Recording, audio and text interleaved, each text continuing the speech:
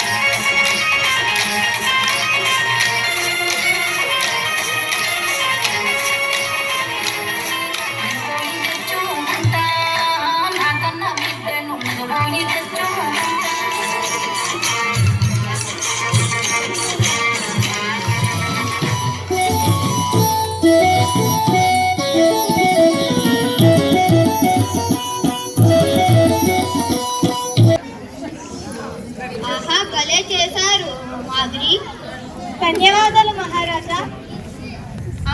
పొగటేమన్నా మాకు ఏమైనా తిరిగిస్తారా? ఒక రవ్వల నక్లీసా, ఒక బంగార వడ్డనమా, ఒక రాజమందిరమా?